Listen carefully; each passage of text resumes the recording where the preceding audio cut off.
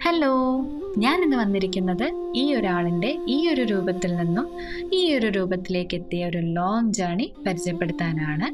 ആളിനെ പിടികിട്ടിയല്ലോ. ഇതാണ് നമ്മുടെ നാടൻ കുടംപുളി അല്ലെങ്കിൽ മീൻപുളി.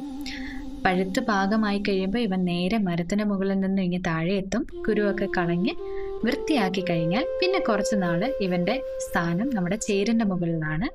ചേരെന്ന് വെച്ചാൽ നാടൻ അടുപ്പിന് മുകളിൽ നമ്മൾ പുളിയൊക്കെ ഉണങ്ങാൻ വേണ്ടി സെറ്റ് ചെയ്തിരിക്കുന്ന സ്ഥലമാണ്. ഇപ്പോഴത്തെ ജനറേഷനിലെ കുട്ടികൾ ഇത് കാണാൻ സാധ്യതയില്ല.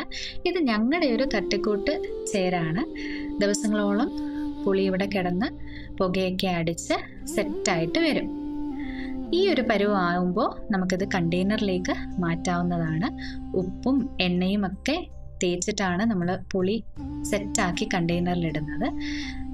ഈ ഒരു ജോലി ചെയ്യുന്ന കൈയുടെ അവകാശിയെ ഞാൻ ലാസ്റ്റിൽ കാണിച്ചു തരാം. എയർ ടൈറ്റ് ആയിട്ടുള്ള കണ്ടെയ്നറിലേക്ക് മാറ്റുന്ന പുളി നമുക്ക് ഉടനെ ഒന്നും ഉപയോഗിക്കാൻ പറ്റില്ല. ഏകദേശം 1 വർഷത്തോളം ഇരുന്ന് പഴകി കഴിഞ്ഞാൽ മാത്രമേ പുളിക്ക് രുചി ഉണ്ടാവുള്ളൂ. അങ്ങനെ നമ്മുടെ പുളിച്ചേട്ടന്മാരെല്ലാം കണ്ടെയ്നറിനകത്ത് കയറിയിട്ടുണ്ട്. അടുത്ത വർഷം നമുക്ക് ഇവന്മാരെ ഉപയോഗിക്കാവുന്നതാണ്. ഇനി നമ്മുടെ കൈയുടെ അവകാശിയെ കാണണ്ടേ? ഇതാണ് എൻ്റെ ഒരേ ഒരു അമ്മായിയമ്മ, പേര് ജെസ്സി.